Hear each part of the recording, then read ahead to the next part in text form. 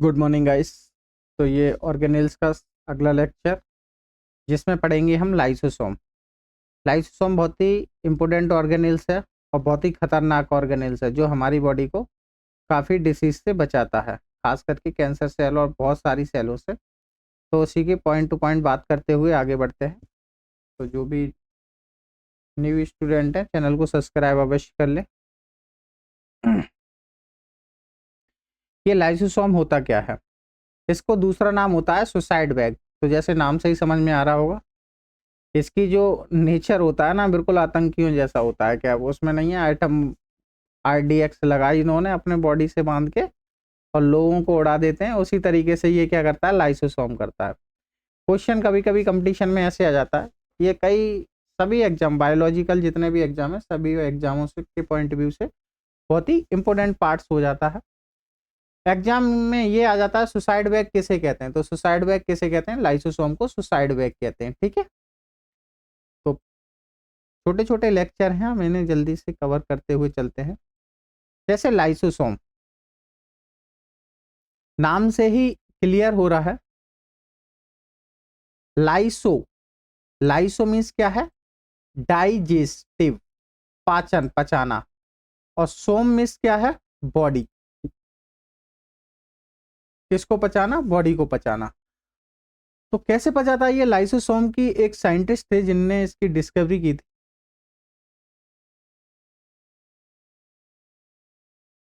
चेरिस्टन दुबे थे, इन्होंने इसकी क्या है, डिस्कवरी की थी।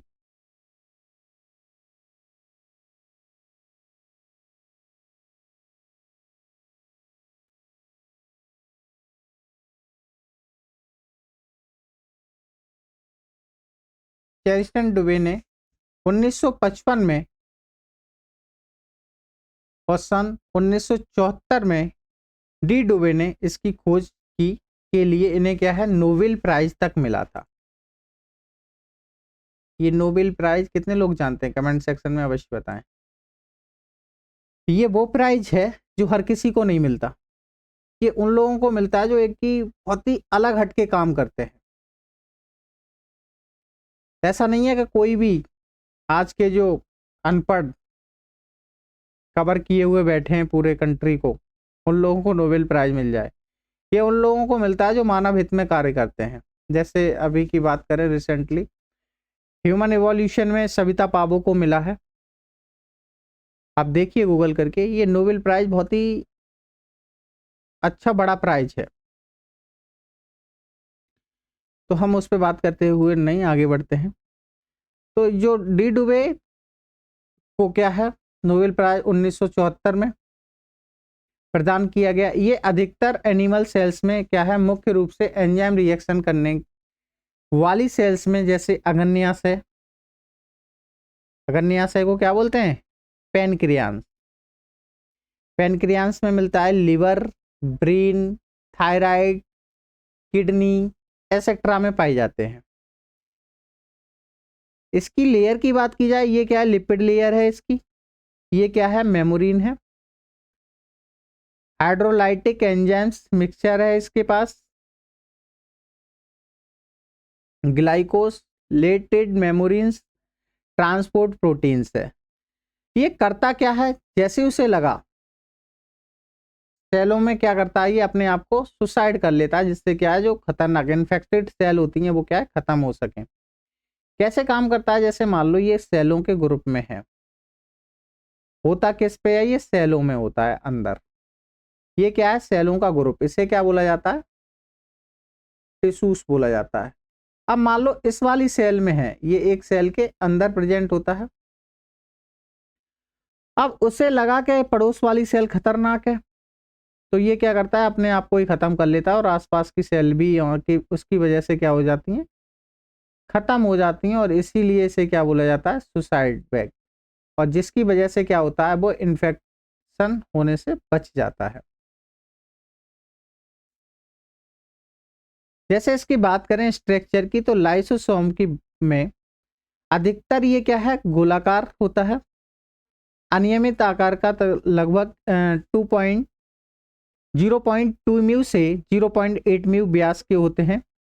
ठीक, इसका ये जो डायमीटर, इसे ध्यान रखना चाहिए व्यास में, ये क्या है, एक लेयर वाली मेम्ब्रेन से घिरे होते हैं, थैली नुमा दिखाई देते हैं, सिंगल लेयर मेम्ब्रेन से घिरे रहते हैं, थैलियां होती हैं। इसकी जो फॉर्मेशन होती है वो कहाँ से होती है, गोल्जी बॉडी, एंडोप्लाज्मिक रेटिक्यूलम, इनसे इसका क्या है, फॉर्मेशन करते हैं ये। लाइसोसोम जो है, इसमें भी जो एंडोप्लाज्मिक रेटिकुलम दो तरह की वो होती है, एक होती है स्मूथ और एक होती है रफ। तो जो स्मूथ में नहीं होते हैं, जो रफ होती है, खुदरी होती है, उस पर ये लाइसोसोम चिपके हुए पाए जाते हैं।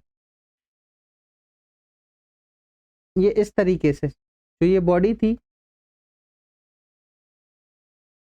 तो इसके ऊपर इस तरीके से लगे हुए पाए जाते हैं, खुदड़ी वाली जो ER होती है। लाइसोसोम में अनेक एंजाइम पाए जाते हैं, जैसे एग्जाम्पल प्रोटीएज, राइबोन्यूक्लिएज, डीऑक्सीराइबोन्यूक्लिएज, ये क्या है, एंजाइम पाए जा रहे हैं। किस में है ये, लाइसोसोम में। फॉस्फेट एसेट्रा सभी अम्ल अपघटन कहलाते हैं। जब किसी कारण से लाइसोसोम एंजाइम बाहर निकलते हैं तो ये एक्टिव होकर सेल के डिफरेंट सब्सटेंस का विघटन कर देते हैं, और सेल के डिफरेंट सब्सटेंस का विघटन कर देते हैं और सेल का विखंडन हो जाती है। क्या होती है, सेल विखंडित हो जाती है। इसी कारण इसे क्या है, आत्मघाती थैली कहते हैं या सुसाइड बैग कहते हैं।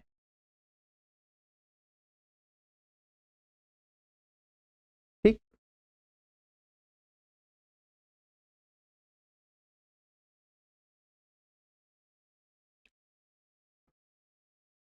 पॉलीमॉर्फिज्म ऑफ लाइपोसोम की बात करें तो इसमें क्या है, लाइसोसोम अनेक रूप में पाए जाते हैं, अनेक रूप में पाए जाते हैं। इस कारण इस लक्षण को या इस कैरेक्टर को लाइसोसोम की पॉलीमॉर्फिज्म कहते हैं। मॉडर्न प्रिंसिपल के अकॉर्डिंग, जो नया सिद्धांत के अनुसार देखा जाए लाइसोसोम को, तो ये 4 टाइप के होते हैं, प्राइमरी लाइसोसोम, सेकेंडरी लाइसोसोम और रेसिडुअल बॉडीज। और अगला आता है ऑटोफेजिक वैक्यूल्स। फंक्शन ऑफ लाइसोसोम को देखेंगे, इस पे देख थोड़ा नजर डाल लेते हैं। लाइसोसोम में मेन वर्क सेल के डिफरेंट टाइप के सब्सटेंस का डाइजेशन करना होता है, मतलब पचाना होता है। लाइसोसोम द्वारा मेन वर्क होता है इसका डाइजेस्टिव एक्स्ट्रा सेलुलर मटेरियल्स की बात करें, सेल में एंडोसिटोसिस द्वारा एब्सॉर्ब किए गए सब्सटेंस का डाइजेशन प्राइमरी लाइसोसोम की हेल्प से होता है। ठीक, इंट्रासेल्युलर डाइजेशन या सेल्युलर डाइजेशन की बात करें तो ये फूड की कमी के टाइम लाइसोसोम साइटोप्लाज्म या कोशाद्रव्य में स्थित प्रोटीन, कोशाद्रव्य मतलब साइटोप्लाज्म, साइटोप्लाज्म में जो स्थित प्रोटीन, कार्बोहाइड्रेट, लिपिड एक्सेट्रा का क्या है, डाइजेशन करते हैं।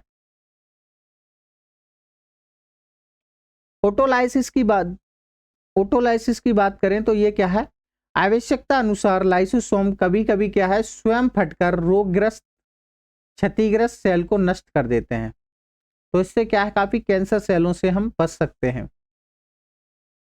ट्रिगर ऑफ सेल डिवीजन की बात करें तो ये साइंटिस्ट के अकॉर्डिंग लाइसोसोम फटने से ही सेल डिवीजन का आरंभन होता है। कुछ साइंटिस्ट ऐसा मानते हैं जो लाइसोसोम फटता है जब सेलों में, तभी जाके सेल डिवीजन होता है। तो इसे क्या बोलते हैं, ट्रिगर्स ऑफ सेल डिवीजन।